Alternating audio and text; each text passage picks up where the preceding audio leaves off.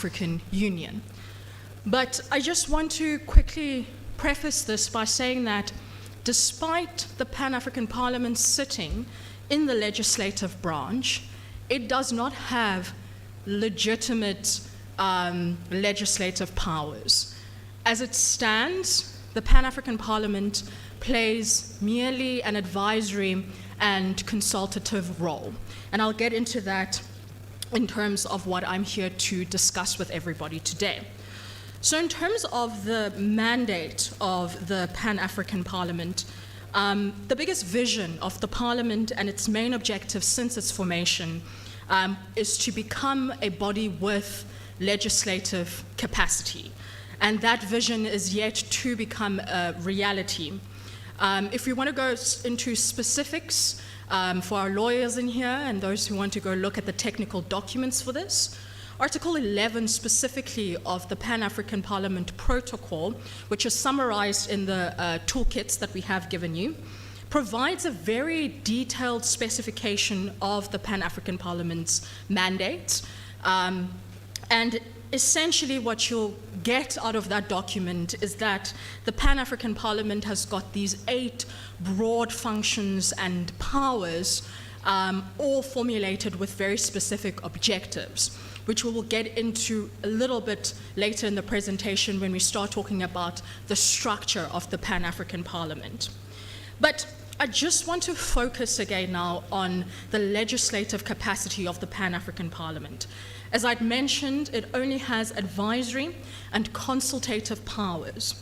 In terms of the advisory powers, it has the power to discuss and express opinion on any matters related to the African Union organs, the RECs, or any member states, and its own initiative or at the request of the African Union members, RECs, or etc.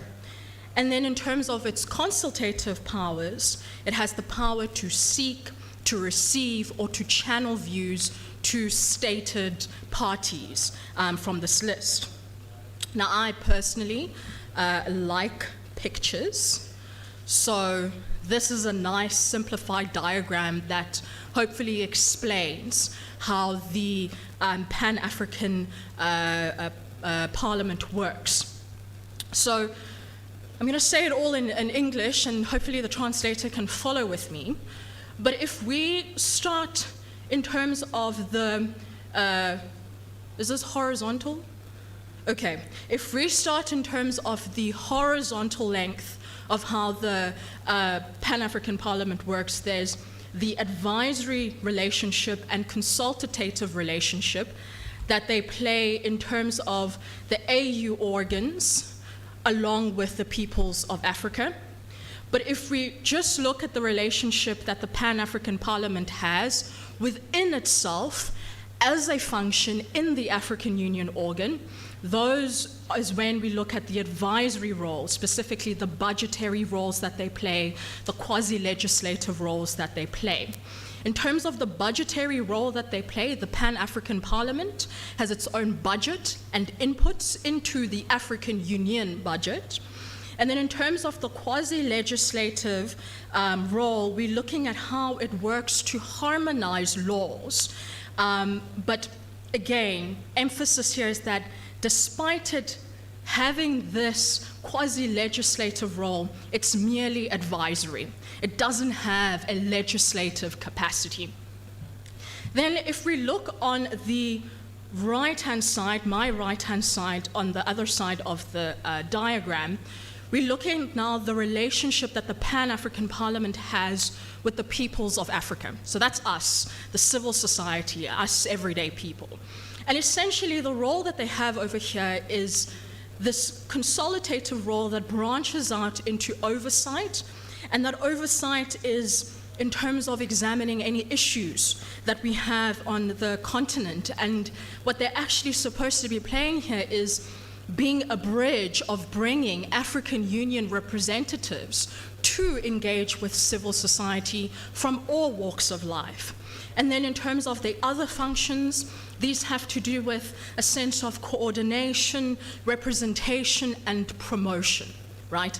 And that's where we enter as civil society. I'm not going to get into that in too much detail. I'm going to leave it to my colleague Tariro. But very importantly, in terms of our main entry point as civil society members, if we want to establish a relationship with the Pan-African Parliament, that consultative one is a brilliant entry point.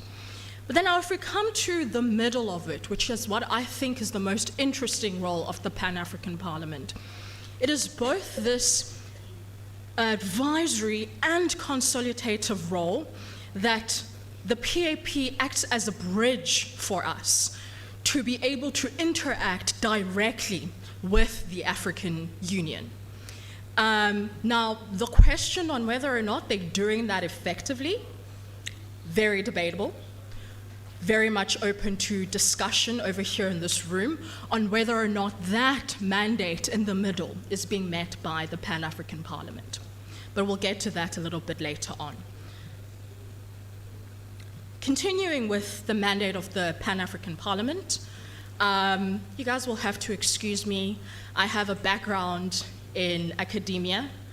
I like lecturing, and as a result of that, I like asking my audience questions.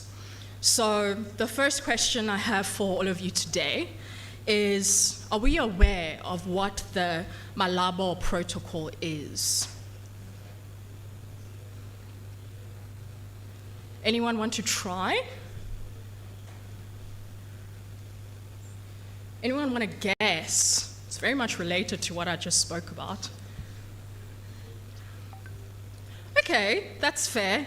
I'm noting this in our minutes and the report we're going to write back to the Pan-African Parliament. But the Malabo Protocol is actually a very important one. It's the push that the PAP had introduced in 2014 in order for them to have this legislative capacity. You'll remember at the start of my presentation, I spoke about how they have a vision to have legislative capacity, and this protocol is how they have articulated how they would like this vision to be implemented. However, and I don't know why my picture is not showing up right now. There we go.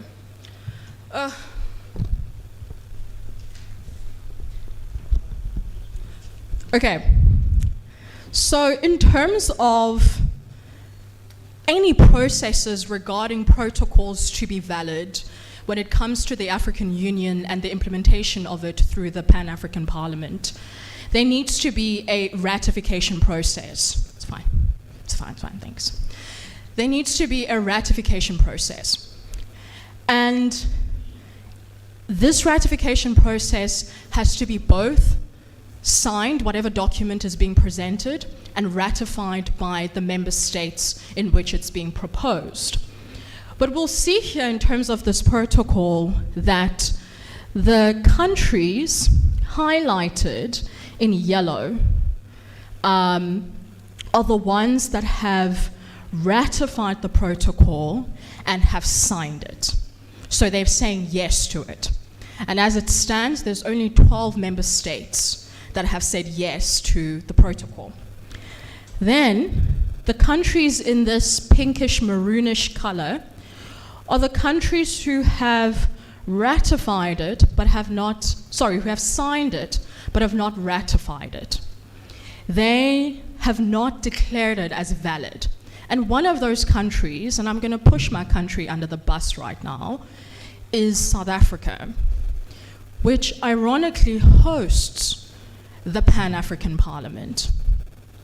Then all the countries in gray are countries that say no. And it's very interesting that the PAP continuously expresses this importance to have legislative capacity, a legislative capacity that would allow them to hold member states accountable legally, to have the ability to have whatever is passed in the plenary, whatever is discussed in the committees, to be passed into the domestic context. So essentially, this protocol is hoping for the Pan-African Parliament to have the agency to be able to be effective in everyday life. But as it stands, that mandate is heavily being carried by us as CSOs who don't have legislative powers. We have to continuously be discussing these topics that affect everyday people. They get taken to the Pan-African Parliament, but unfortunately, due to that lack of legislative capacity, it's difficult to get anything tangible passed and to be able to work in everyday life. Why that is the reason, I leave that to the floor for you guys to think about. But again, this is the vision that the PAP has, but the fruition of it is not coming to fact.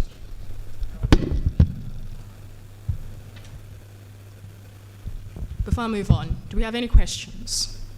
Yes. Is it possible to maybe spend some time reflecting on the implementation of the protocol? So you involve the counter-strategy. Okay. Also, there's a different.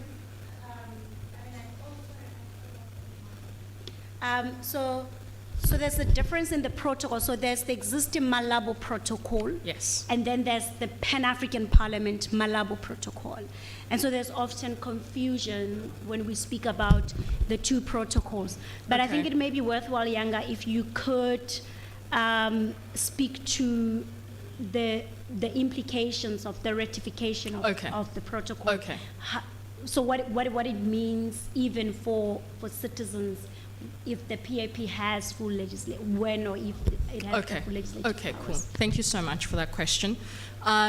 Just to reiterate it, I'm not sure if the translator got most of your question or not, but the question that's rising here is there is already an existing protocol in which the PAP is functioning, but the Malabo protocol goes the step further of wanting this legislative capacity, and the question is what is the effect should it come into place in terms of everyday citizens.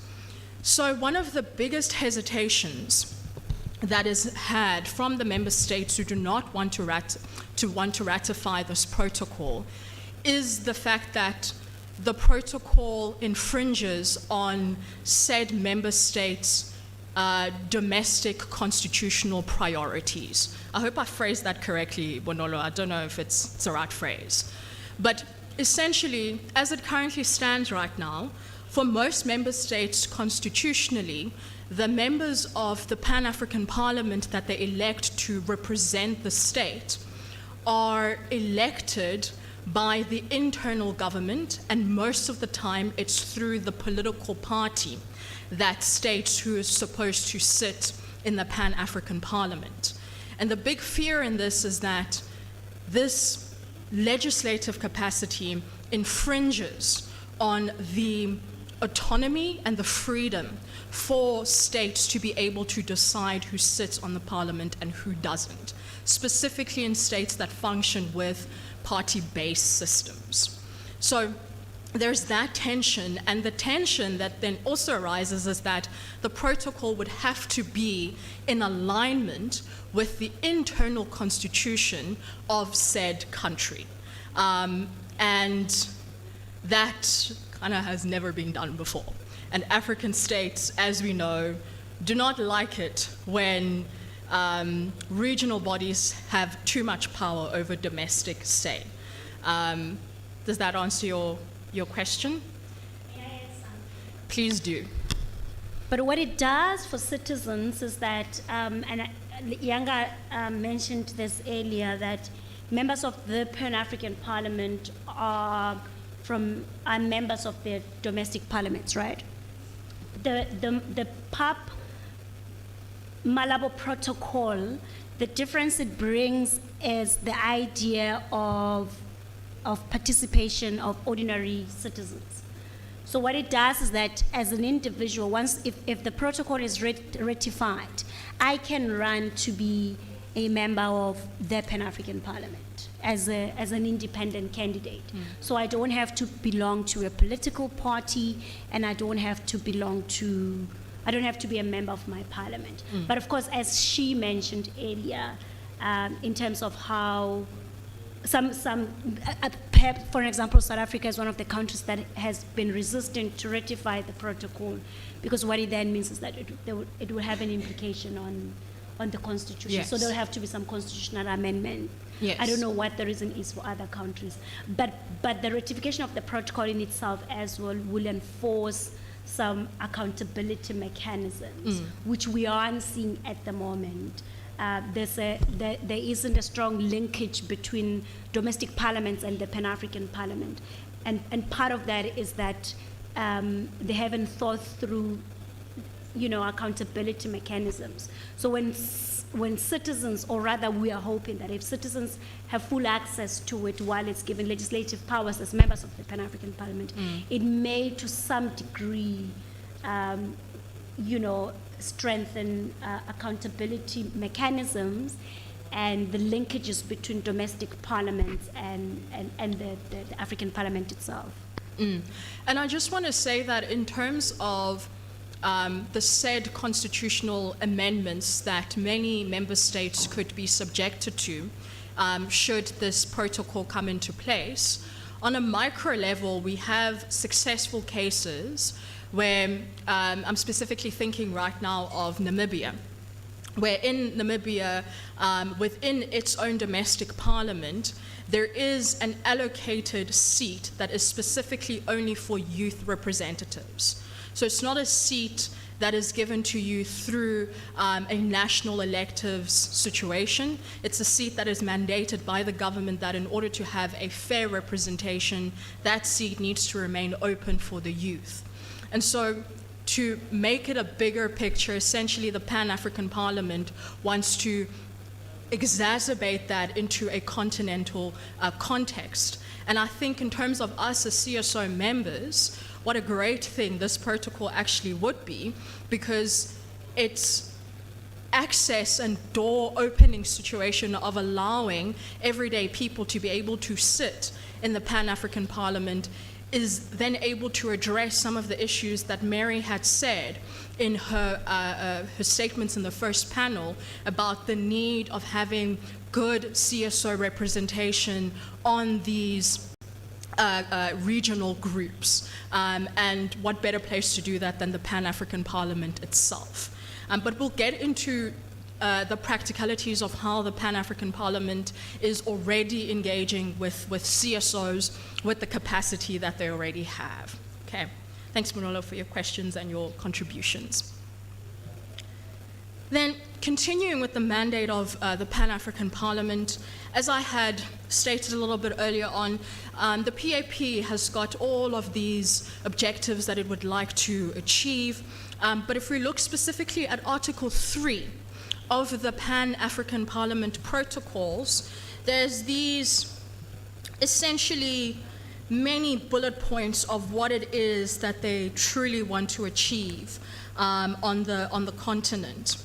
And some of those things that they want to achieve is to have this effective implementation of policies and objectives of the African Union. And part of that could be through the ratification of the Malabo Protocol, right? To promote the principles of human rights and democracy in Africa, to encourage good governance, transparency, and accountability in member states, helping African people be familiar with the objectives and policies of the African continent and of the African Union, promoting peace, security, and stability, contributing to a more prosperous future for the people of Africa by promoting collective self-reliance and economic recovery, facilitating and having cooperation and development in Africa, strengthening continental solidarity and building a sense of common destiny amongst the people of Africa, and facilitating cooperation among regional economic communities and their parliamentary fora. I am so sorry, translator, for all of that. But the three most important ones that I think we can look at and consider as members of civil society are the ones that I've highlighted here. The PAP stands for the promotion of the principles of human rights and democracy. And I think the first panel did not fall short of highlighting the importance of making sure this objective is achieved.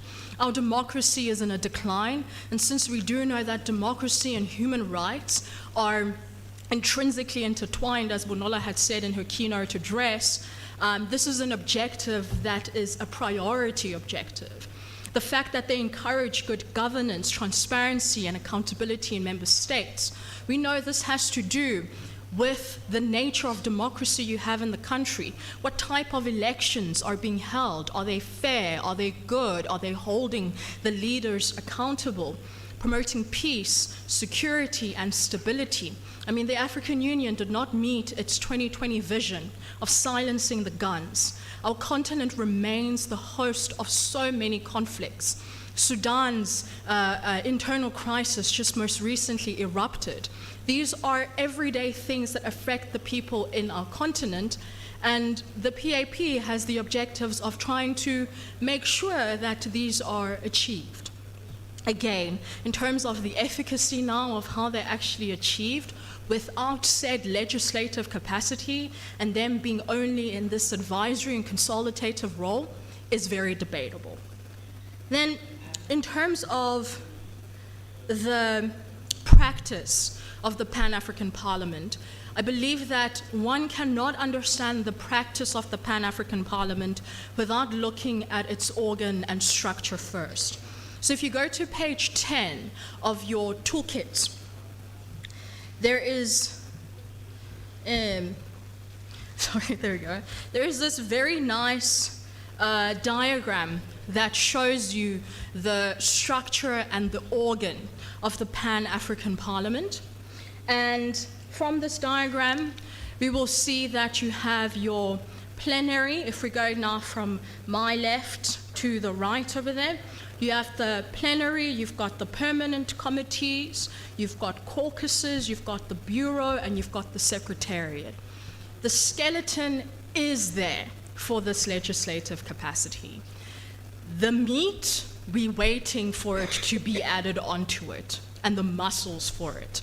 But to understand them a little bit more, I'll just touch on the organs and how they function.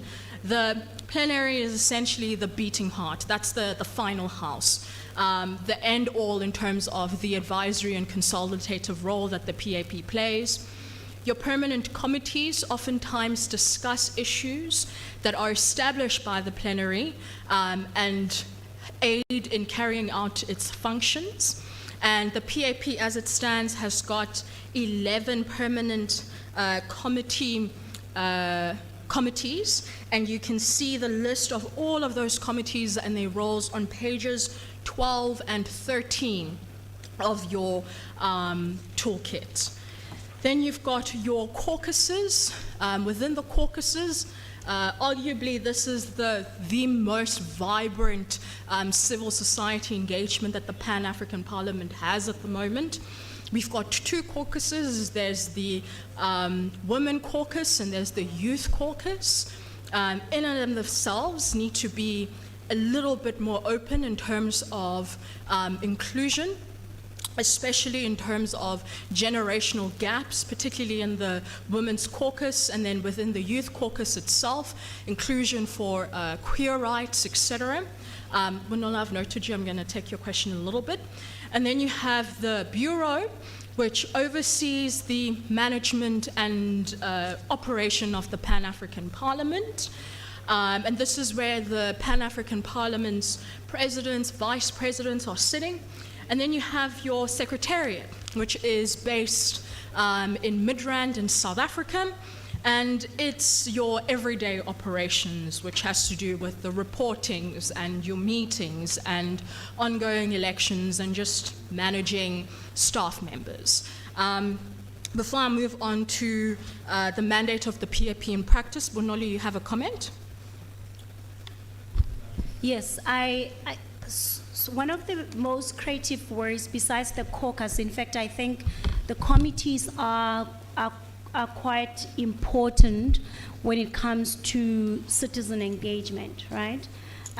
So if you look at the, on page 13, you'll see, I've got the Portuguese one here, you will see that the different committees.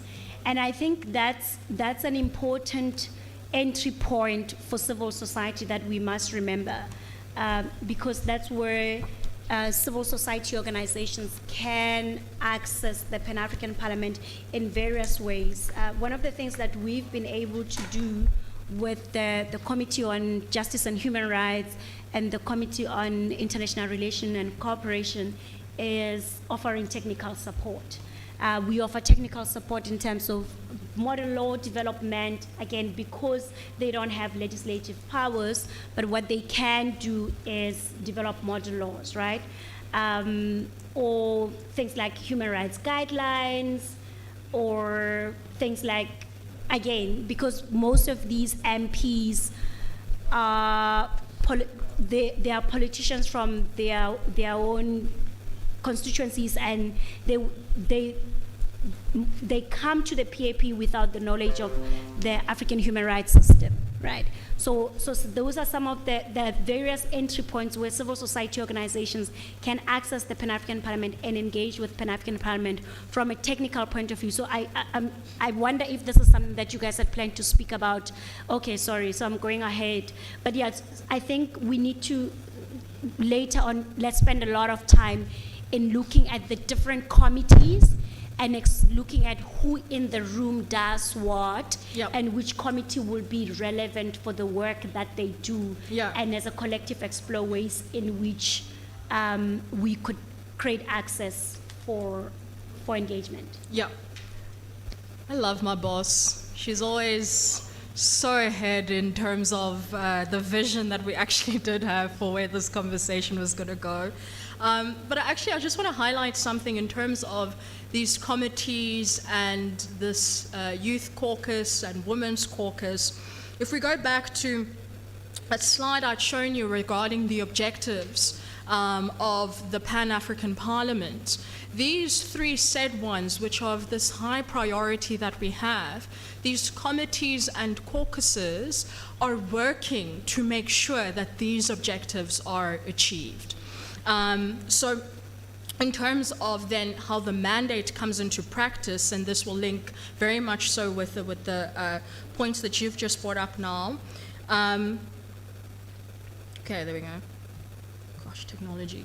So in terms of technically how the PAP comes into practice, most of the time things that have to do with human rights, democracy, and governance matters are discussed by said committees, but particularly the Committee on Justice and Human Rights and the Committee on Cooperation, International Relations, and Conflict resolutions. And then the capacity of PAP members to empower them with shared values and issues. There's a promotion for human rights and democracy standard setting and implementation.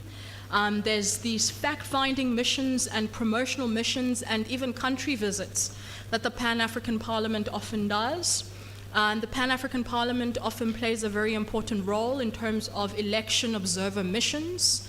They're very important for peace-building missions, and in terms of public hearings and regional consultations, the ratification missions and campaigns, including the Malabo Protocol, and they have targeted advocacy with the national, regional, and international stakeholders, and they believe in the capacity building and sensitization of regional and national parliaments. So continuously emphasizing the fact that the divide between domestic parliaments and your regional parliaments needs to be eliminated, because oftentimes both are trying to achieve the same objective.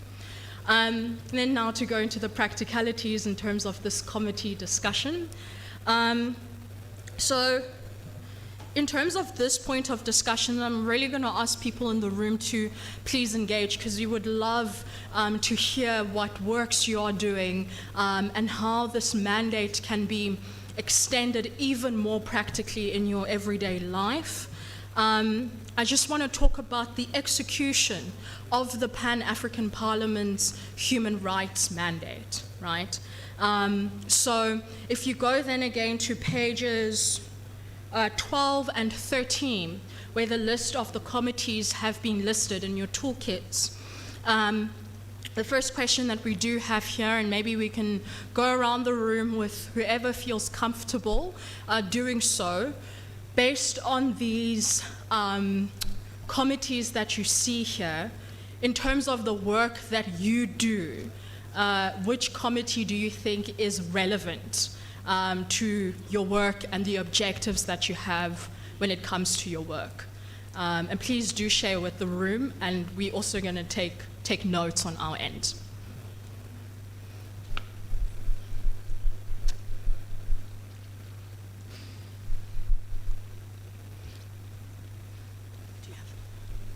Do you have the English translation? I've got a Portuguese translation.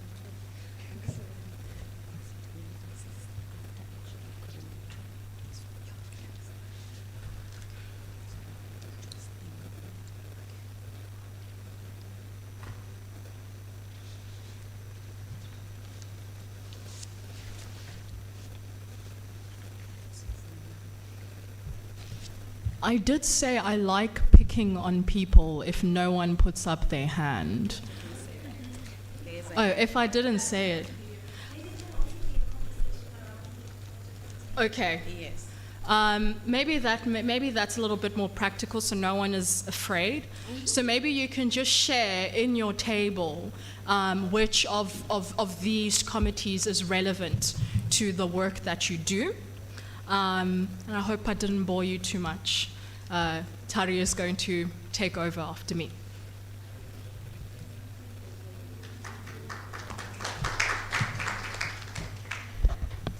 Okay.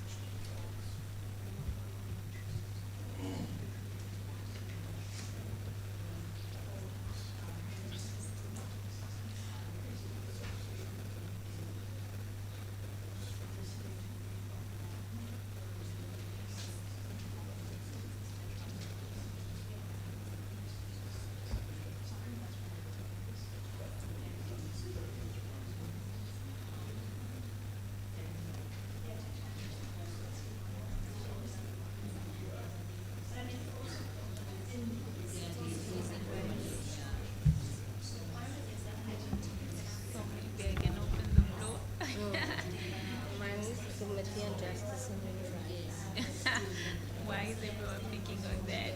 Because I was going to pick on that too. I think it also resonates with what we do. And maybe even the Committee on Rural Economy, Agriculture, Natural Resources and Environment, since we also deal with land rights. So I think it would also fall under that.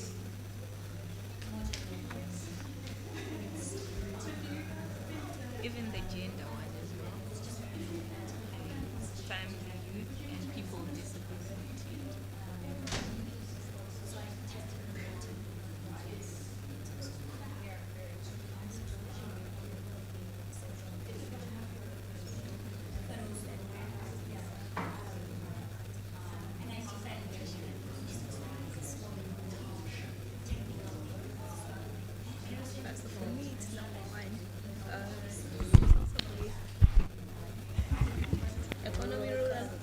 natural resources, natural resource.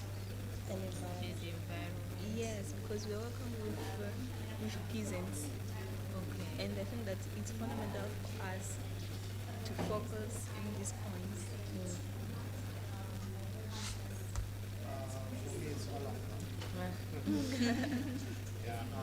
Because I do research also.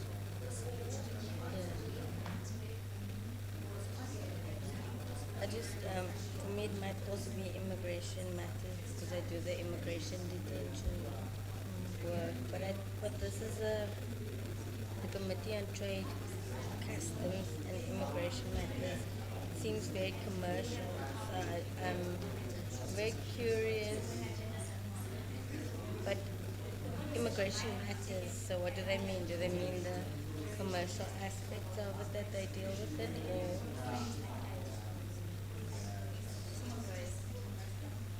Yeah, it seems more commercial. And then maybe the second point is more on the international Yeah. relations.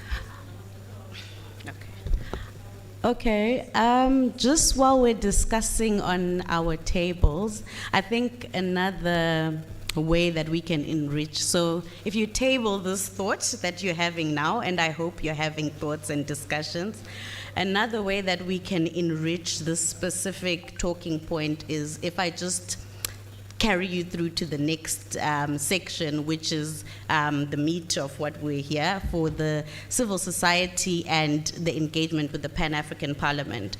So as Bonolo rightly mentioned, one of the main ways that we engage, and which is what we are thinking on currently with the Pan-African Parliament, is through the committees. So the various committees that are listed in the toolkit, the Pan-African Parliament is very much a committee based. So those are literally the working groups of the Parliament, and things go through the committees and then they're tabled in the plenary and they're tabled in the sessions. So some of the methods that we can engage with the Parliament, with the committees being the main vehicle, but through also other methods, what we'll go through now. So what I ask for your indulgence is that let's go perhaps through the next two slides and look at the specific methods of engagement, because they're independent opportunities and opportunities that are provided for in the protocol. And then we'll have the discussion, but as Yanga said, we'll have it more, we won't have it in our tables now. We'll have, so that everyone can get a chance to speak in the room after we've applied the protocol-based opportunities and the independent opportunities to the various committees, and then the work that we do personally as people in the room. I think we might have a bit of a more robust conversation that way. So the protocol-based opportunities are opportunities that are provided for in the Pan-African Parliament, also known as, in the Pan-African Parliament Protocol, also known as statutory opportunities.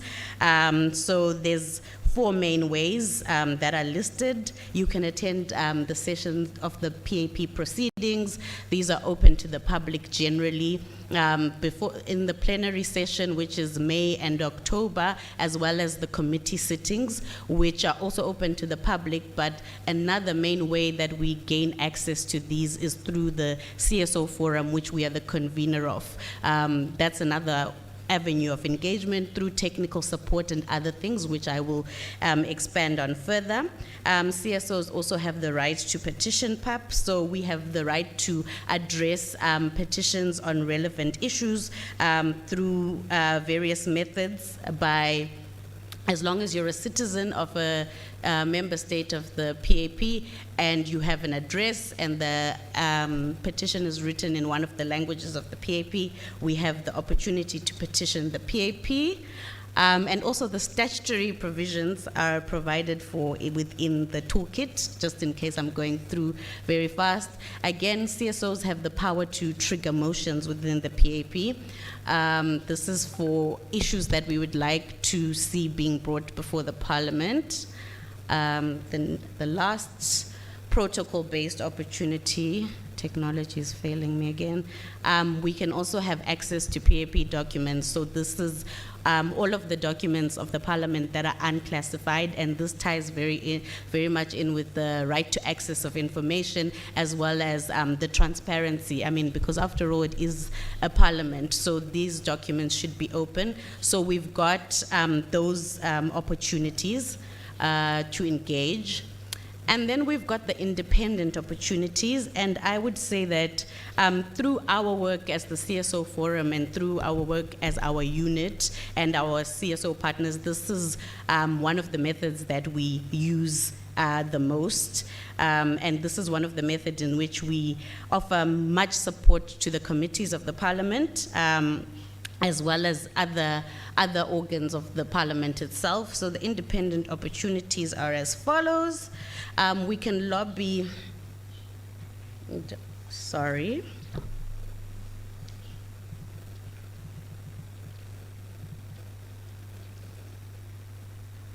Okay. We can lobby individual members of the PAP to submit a motion. So the independent opportunities and the statutory opportunities kind of work hand in hand, because I mean, you'll note that one of the statutory opportunities was submitting a motion. And I think this is where us as civil society organizations, but just generally as citizens in terms of knowing your leaders, play an important role, but as well as the transparency of in the room in Mozambique or in Zimbabwe, or I mean, maybe not Zimbabwe because we are a bit of an exception at the moment. Which other countries do we have in the room? Zimbabwe, Swaziland, Mozambique, and Zambia. I wonder if any of you actually know your member of parliament that's representing you at the PAP, because I mean, as people who are supposed to interact with them, one of the ways that we do this is lobbying individual members, which are essentially your local MP who's seconded at the PAP. So that's another thought. Or is there anyone who knows their member of parliament? I do. I know two. But do you know your local member of parliament who's at the PAP? Another thought. Of our, oh, there we go. Yes.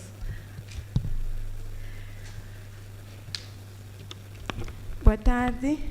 Bom, eu gostaria de dizer que conheço sim alguns deputados de Moçambique que fazem parte do Parlamento Pan-Africano e tive oportunidade de interagir com eles no mês passado, no âmbito da proposta de lei de promoção e proteção dos direitos das pessoas com deficiência, porque tivemos conhecimento da existência desse Parlamento Pan-Africano e das comissões que lá estão, e uma delas versa mesmo sobre a deficiência.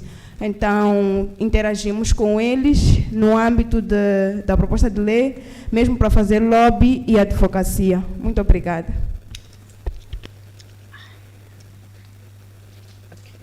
If the translator can just give me a quick back play of that. It's not working. I can't hear you.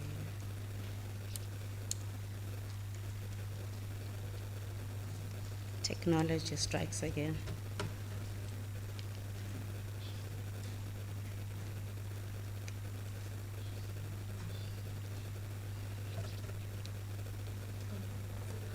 No.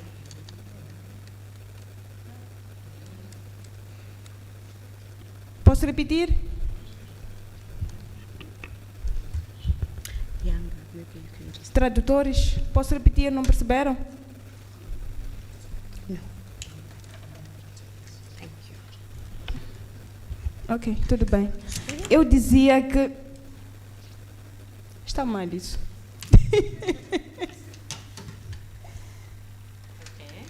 I'm sorted. Sorry about that. I can hear you. Bom, muito obrigada. Eu dizia que, como representante de FAMOD, a nível nacional, eu já interagi sim com com todos os deputados de Moçambique que fazem parte do Parlamento Pan-Africano. Essa interação surgiu mesmo no âmbito da proposta de lei de promoção e proteção dos direitos da pessoa com deficiência. Tivemos o conhecimento desse parlamento e soubemos que existe lá uma comissão que versa sobre essa área, e para fazer lobby e advocacia fomos ao encontro deles, interagimos e acredito eu que a conversa foi boa. Essa conversa surgiu também no âmbito de uma lei modelo do Parlamento Pan-Africano que os Estados podem seguir no âmbito de uma elaboração da lei de promoção e proteção dos direitos da pessoa com deficiência. Então, é basicamente isso. Só quero dizer que conheço os representantes de Moçambique no Pan-Africano. Muito obrigada.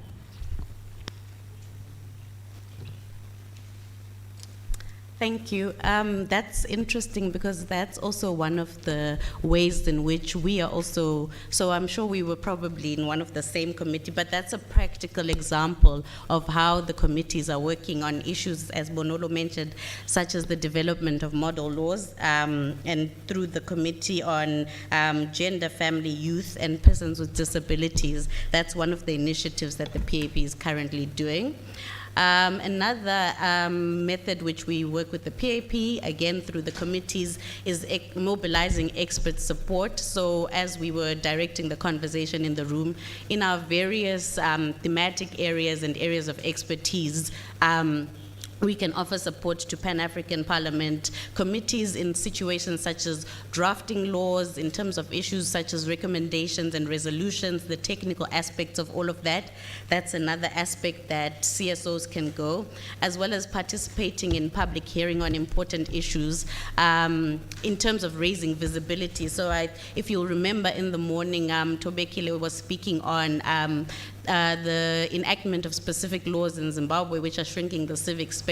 And so in our various constituencies as CSOs, when we participate in hearings on these issues of importance, particularly around issues of human rights, issues of democracy, we can also offer support to the Parliament from our deliberations in those events. Supporting PAP advocacy initiatives. So as our colleague mentioned, I didn't get her name when she spoke about the model law on disability rights. There's various ratification campaigns that are on, as you would remember from Yanga's presentation as well, even just the ratification of the PAP Malabo Protocol. Civil society organizations, because of our proximity to the constituents, can play an important role in interacting with the PAP by supporting the advocacy initiatives, implementation of model laws in the specific countries, ratification even of various AU treaties to which our countries are avoiding ratification or to which they're not parties yet. That is also encompassed in this aspect. Initiate and support the model adoption of model laws. So as we mentioned, the Pan-African Parliament does not have full legislative powers, but they do adopt model laws which have the aim of, if the Parliament were to evolve into the continental legislative body, harmonizing laws on specific issues across the continent. So some of the model laws that they look at, model laws that have been finalized and adopted in the Parliament are, as the colleague mentioned, the model law on disability in Africa. There's a model law on policing in Africa, a model law of regulation of medical products, and currently, practically, since I'm trying to highlight the practical ways which we can interact with CSOs, there's currently a model law that is being, so linking the advocacy initiative, the model law on disability has been passed and everything, but now it's on to the states to adopt it. So that's a role which with civil society organizations that are affiliated with the CSO forum situated in our unit, but other partners, as you've heard, are assisting the PAP on the ratification of those, as well as supporting the adoption of model laws through technical support and advocacy. So currently there's a model law on gender equality being developed in the gender committee, gender and persons with disabilities, and that's something that we are actively supporting through technical support within our partners and as the Center for Human Rights. And finally, the advancement of the ratification of the PAP Malabo Protocol, which will allow the Parliament, as Yanga has reflected on, to have legislative powers and other important reforms. I mean, the ratification of the Malabo Protocol goes just beyond giving the PAP legislative powers. There are other important reforms that it brings forth that you will note in the toolkit. So perhaps with that knowledge, we can have another discussion around what, and maybe we table this for the end actually, it will work better at the end, around the specific thematic areas our various organizations look at and how we can creatively engage with the PAP through the various avenues. Just a reflection again on the achievements of the Pan-African Parliament, and what you will find as well in the background of these achievements is the role of civil society organizations in our capacity as offering technical support, advocacy initiatives and other things. So for example, advocacy campaigns and the ratification of the various AU treaties, those have been spearheaded by civil society organizations as well in assisting the PAP. As well as the ratification of the Malabo Protocol, fact-finding missions. A few weeks ago, the legal counsel of the Pan-African Parliament was giving a lecture at the Center for Human Rights, and he said that one of the ways that the Parliament can maintains its autonomy in these fact-finding missions is actually through networks with civil society organizations, because a lot of the time, you know, governments do not want to come and have you looking in their house, so they won't be forthcoming. But through these kind of synergies that we have with the Pan-African Parliament, some of these achievements have been able to come to fruition. Just so that we, you know, it's not all gloom and doom. We're not speaking about, oh, the Parliament doesn't have legislative, so what? The Parliament is doing work that we can contribute to in our various thematic areas. Again, the standards implementation with its budgetary and oversight function, looking at increasing representation within the AU, as well as scrutinizing the budget, as well as engagement on various recommendations and resolutions, which is one of the main ways that the Parliament is currently legislating on the continent, as well as promoting Agenda 2063.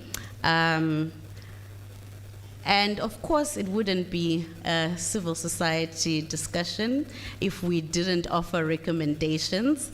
One of the main reasons why we are here and having this discussion is for the Pan-African Parliament to improve its visibility. I think it was Bonolo who asked if people are aware of the PAP, and the question I just asked is if you know your member of Parliament. Mine is the current president of the Pan-African Parliament, so that's another story. But if you know it's not a prominent member, we're trying to improve visibility so that everyone is aware of the Pan-African Parliament. Also, the improvement of the quality of the information available on the Parliament. This has been a criticism that has been leveled against the Parliament by many of our CSO partners and in general. I would like to say, though, that previously the Pan-African Parliament didn't have a website, so they're improving. They're trying to get themselves up there, but these are other places where we can come in as civil society partners, as well as exploring creative ways for the Parliament to actually participate in legislative from the continent. An important method, in my opinion, is this development of model laws, but also ensuring that the PAP voice is not stifled in the broader AU structure. Another issue is that the PAP is heavily understaffed in terms of the actual secretariat and the people who actually work there. So increasing their budget to enhance human resources will also allow the PAP to further their mandate. And just lastly, which is linked to some of the points that we've had in the room today, that there's clear agenda setting and direct strategic plans of the parliament, as well as putting in place monitoring and evaluation systems so that it doesn't become a mirror, like it has been criticized of the member states that is out, that we are here complaining that, oh, we've got all these institutions in our various countries, we've got these robust constitutions, but what do they actually do? And that's another key place that I think, as critical voices, but as well as technical assistance, that civil society organizations can come in there. And on that note, and with the discussion point in mind, thank you very much. Perhaps we can have a discussion about where we see ourselves working with the Pan-African Parliament, just briefly, because I do also note that we are slightly over time. Are there any questions in the room before we go into the, yes? Thank you very much. Mine is to ask, in the context of Swaziland, since there are no opposition members in parliament, how do they align with these requirements? Thank you. Thank you. That's a very interesting question, and I think it brings also to I think Jay, on the simple answer is they don't align with the requirements, and I think our role then as civil society organizations is also to be asking that, so how does that work in practice? And I think that also brings forth an important point which Bonolo had brought forth this morning, that, for example, with everything that was happening in Swaziland and what Mary alluded to, that many other organs of the AU spoke out, but not the Pan-African Parliament. And that could be one of the reasons why. Just to add to that, can you see me? I'm so sorry if you can't. I think the importance of passing that Malabo Protocol and having that ratification, with the context that Swaziland is facing, if Swaziland had the opportunity to have CSO members and people on the ground facing the lived experience of the conflict and the repressiveness from the government, then Swaziland would probably be on a primary agenda talking point within the Pan-African Parliament. But because of its current structure, the Parliament has fallen into the unfortunate hole of having beautiful objectives, but in terms of how they are actually applied, they fail miserably. Particularly with the last 2 points that she had in terms of the recommendations we had regarding monitoring systems, evaluation systems, and overall accountability systems.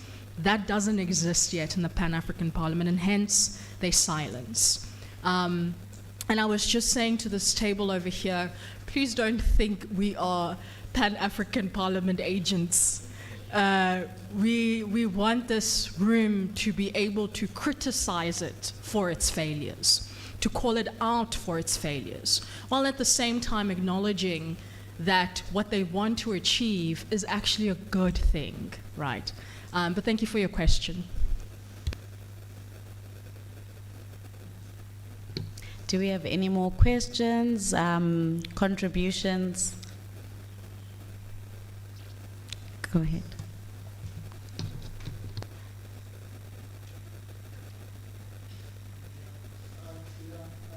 I think for me it would be just a follow-up to say, how do we, because it's not only just this that Swaziland falls short on, even the principles on elections and governance. The SADC protocol, Swaziland just only complies out of 10 to 1 of having regular elections, nothing else. But that state still has a government that is but formed, only, it doesn't comply with the principles. So we put in these systems, we put in these institutions, but their member states do not really comply with what the put in place. So how do we, what role can we play as civil society to try and, advocate and push for that, for the full implementation or even partial implementation of some of these? Yeah. I think some of the joys I have is when I sit in a room full of lawyers, they want to know specific articles to implement and how to move forward with it. Allow me for a sec to use my political science brain and my international relations background here. I think you bring up something that I had alluded to with Mary, which is regardless of how many, and I'm sorry, I'm going to sound like a very horrible realist right now, regardless of how many organizations are being formed, the model laws that they want to pass, the resolutions that they want to make, sometimes the statements that they want to make, at the end of the day, it is the state that makes the decision on whether or not to implement something for the betterment of its society. And the biggest thing that frustrates me as someone who has got this academic background in political sciences, but is also now working on the ground with civil society members, it makes me so angry that state members aren't in the room with us for these types of conversations. And a big part of it is because of this treatment of civil society, state, market to be in silos, to be separate and not function together. And I think it is very important that the state, because we know the state is the one that has the power to make things happen, to stop treating them in silos because it affects everybody.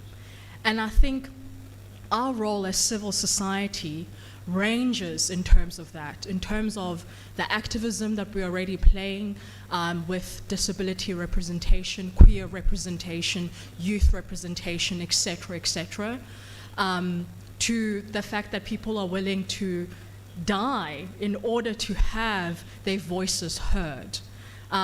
So I think the fight continues, and even if the fight is a partial passing, as you had said, we think about the context that we're painted here in terms of what's happening in Zimbabwe even, something is being done, even if the state doesn't want to listen to us at all.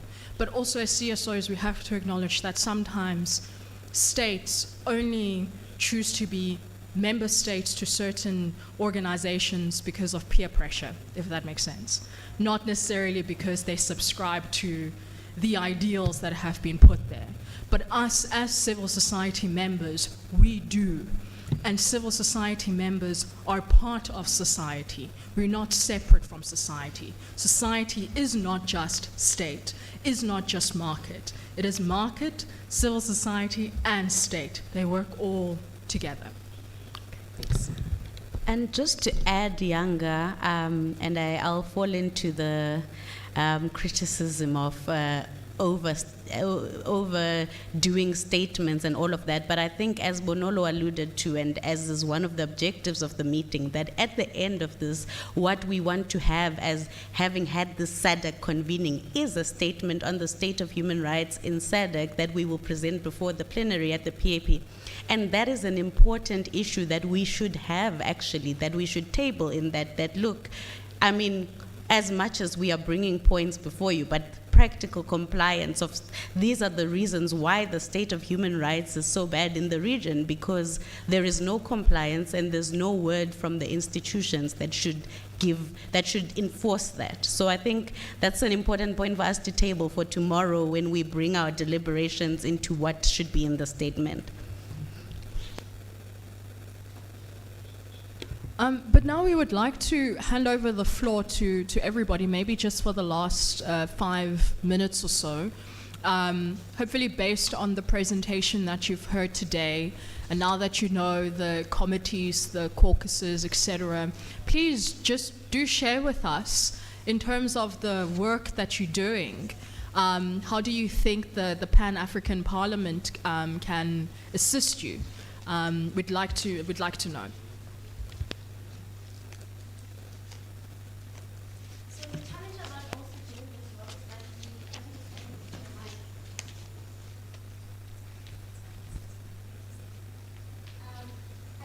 To say that I know oftentimes when we talk about this work, it sounds all rosy, and it's actually not, right? I think it will be very disingenuous of us to act like the African Union is doing what it should be doing, that the Pan-African Parliament is doing what it should be doing. And for those of us that have had the privilege of attending sessions at the Banjul Commission, we can say that in most organs of the African Union, perhaps the Banjul Commission is the one that is easily accessible by civil society organizations. There's a lot of, when it comes to the Pan-African Parliament in particular, there's a lack of visibility, there's a lack of access, and lack of awareness. And this work that we do it's partly with far and beyond offering technical support to the different committees. We also want to increase visibility and awareness and access to the Pan-African Parliament, and perhaps even model what the NGO Forum is doing at the Banjul Commission. And so it's work that we started 5 years ago, in the 5 years I've been with the Center for Human Rights. And I was building slowly, and I could say only maybe in the past 2 years we have seen some changes. Only in the past 2 years, the Parliament itself approaches us and say, hey, we actually need help with this committee. Are you able to assist? Hey, we need help with developing the model law, and, right? And so I don't want us to walk out of the room with this distorted idea that the Pan-African Parliament is doing what it should be doing. Off the record, I always say, sometimes I wonder if the doors of the Parliament will close. Would it ever make a difference in Africa? And the answer is a resounding no. With a lot of human rights violations that we have seen in Africa, I mean, just what's happening in Sudan at the moment, the Pan-African Parliament has not said anything. What was happening in Zimbabwe in 2020, what was happening in Nigeria in 2021, what is happening in Swaziland, the Pan-African Parliament have not said anything. So I don't want us to have this idea that this is some perfect organ of the African Union, but we want to build onto something. And the little bricks, as I said earlier, that we are building in terms of democratic consolidations are important, and it's a work that we can do as a collective. And this work that we do is to say, how do we leverage on our networks and what the different civil society organizations on the region are doing for us to have the PAP pay attention to some of the important issues that are happening in our region. So I don't want you to walk out of here feeling like the Pan-African Parliament is this gorgeous, amazing organ of the AU that is doing what it's meant to be doing. But they are making an effort. And it is for us, as well as members of civil society, to come alongside and support. Thanks.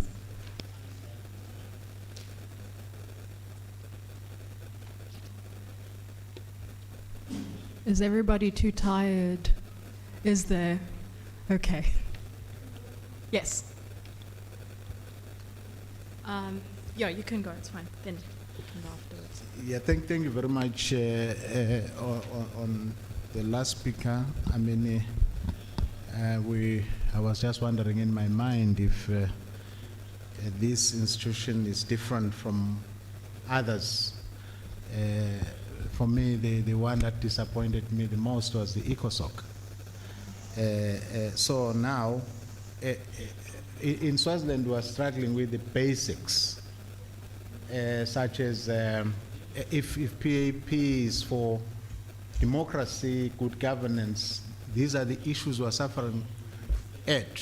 For example, they have elections where they are excluding political parties, and people have to be elected based on individual merit. And once they are elected, they become the king's people instead of the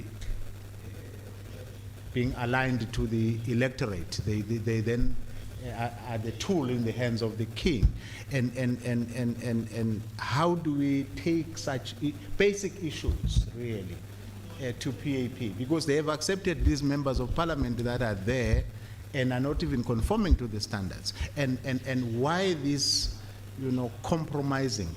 I was even wondering if you can share why Eritrea is not, are you saying minus Eritrea? Is it not part of Africa? I'm not sure. Why was it excluded? So I'll just for my own information, that one. Thank you.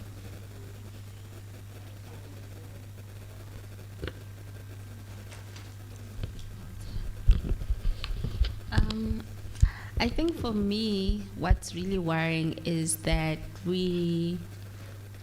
most people in this room work with activists who are at risk and who are facing repression in their different countries. How then do you trust a particular entity that doesn't pay much attention or even investment in making sure that repression is eliminated in our current context? I guess my question is that what is PAP really doing to rebuild its social contracts with civil society organizations and activists in general, and making sure that their activism is protected by all means? So it's quite concerning. Yes, I'll just leave it there.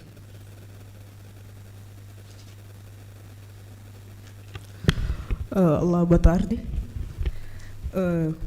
Como membro da comunidade LGBT e também representante de uma comunidade LGBT, não existe no plano internacional um tratado que especificamente debruce sobre a questão da orientação sexual e da identidade de gênero. E no seio da Organização das Nações Unidas, a Declaração Universal dos Direitos Humanos não faz qualquer referência, embora proíba a discriminação em razão de qualquer característica física ou psicológica. Na Carta Africana dos Direitos Humanos e dos Povos, encontra-se uma proibição, que é no seu artigo 2º. Porém, nesta Carta Africana não explicita a orientação sexual ou identidade de gênero como um fator de proibição da discriminação, mas deixa margem de apreciação na medida em que proíbe a discriminação por qualquer outra situação. Assim, vamos assumir que há uma proibição à discriminação por orientação sexual e de identidade de gênero por conta desta margem, a qualquer outra situação. Mas esta proibição não é no seu todo claro. Tivemos aqui uma situação que esteve ali a rolar nas redes sociais, que é por conta da proposta de lei do Parlamento ugandês. E não tivemos sequer qualquer pronunciamento do Parlamento Pan-Africano. Será que não é hora do Parlamento começar a adotar políticas legislativas mais inclusivas à comunidade LGBT? Porque é uma proteção que nós não encontramos nem no plano internacional e nem no plano nacional. Ou seja, os direitos da comunidade LGBT não são efetivamente protegidos.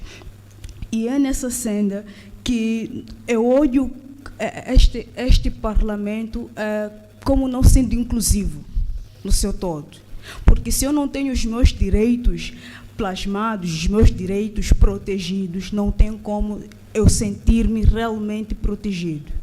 E eu acho que é hora, de fato, de começarmos a pensar em políticas inclusivas, tanto no nível nacional como no nível internacional. Muito obrigado.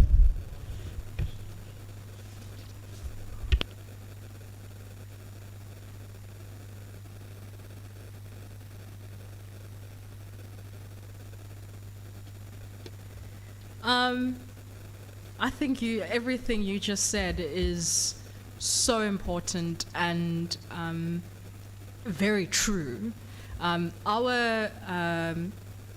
We've got a unit in our center that deals specifically with these issues that you've just raised. But if we're being frank, in terms of maybe why the PAP is not as inclusive as maybe we want it to be when it comes to queer rights. A lot of the member states themselves have got these policies, as you've just said, that go vehemently against the rights of queer people, and that's very problematic. And there's this idea and notion, which I have no idea where it comes from, the concept that a lot of our African leaders have specifically, that the advocacy for queer rights and queer people is a Western agenda, when it has to do with the true essence of who you really are to begin with.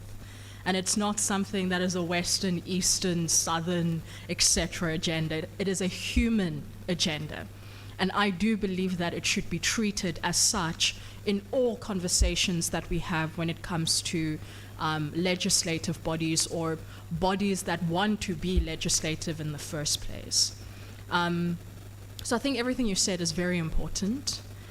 To come in with the practicalities of it, maybe the committee that would be best for this particular conversation, if you go to page 13, there's the Committee on Gender, Family, Youth, and People with Disability.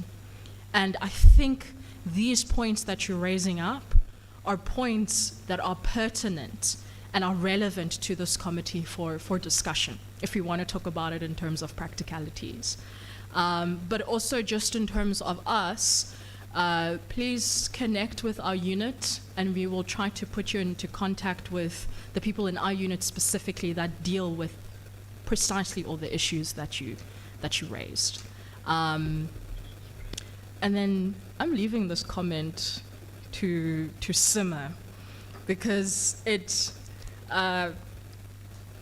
is what we have been asking the whole time. It sounds great, but how practical is it really being?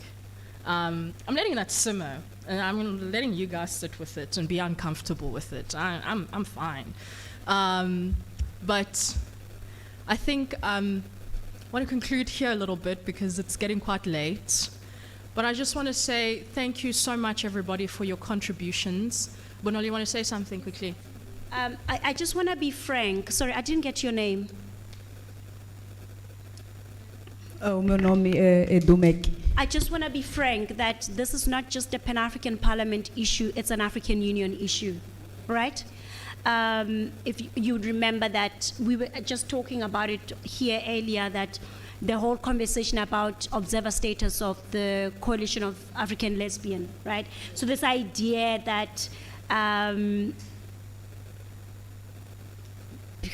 queer rights, maybe correct my language, it's not an African value, and we don't know what that looks like. And I've sat in meetings at the Pan-African Parliament just about 2 months ago, so, or was it October last year actually, we were in a consultative meeting with a few civil society members and a few people from the African Union, because we were revising the model law on food and security.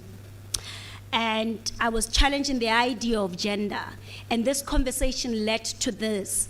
And there was so much tension in the room that for a moment I felt like when I leave the Pan-African Parliament, they'll probably call my boss and say, forget about the MOU that we signed with you, right? So this is not just a Pan-African Parliament thing, it's an African Union thing.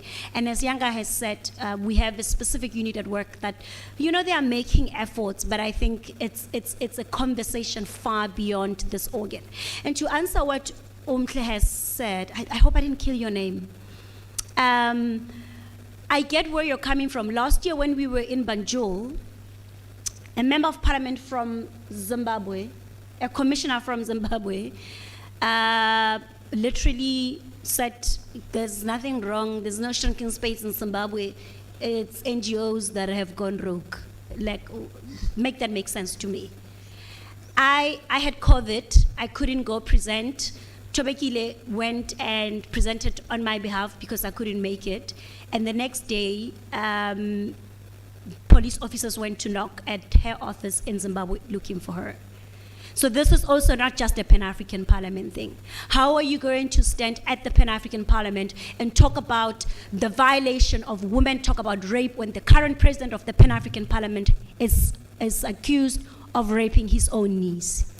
But does that mean we must sit on the margins of what is happening, or must we actually get in the door and somehow make an effort? Somehow, right?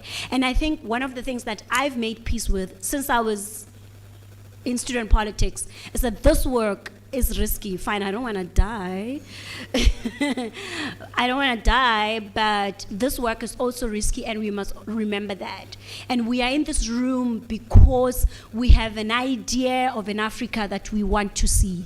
And if it means us sitting here and wrestling with these questions, if it means us sitting here and being uncomfortable with these institutions that are supposed to be protecting our rights and are not protecting our rights, let's sit here and be uncomfortable. But not only just be uncomfortable, let's figure out alternative ways in which we can reimagine an Africa that contradicts our current reality. And I don't know what the solution may be. Maybe in the next 10 years, I will not be here. But I'm hoping that in the next 10 years, someone will say, there was a goal at the Center for Human Rights that was crazy enough to knock at the doors of the Pan-African Parliament and open up space for civil society so that people within the sexual minority groups, so that women and children can be protected. Let us be uncomfortable. We can end there. I think that's a brilliant place to end for today. Everybody, that concludes our day one of our meeting. Thank you so much for coming through. We're looking forward to engagements for tomorrow as well. Have a lovely, lovely afternoon and evening. Thank you.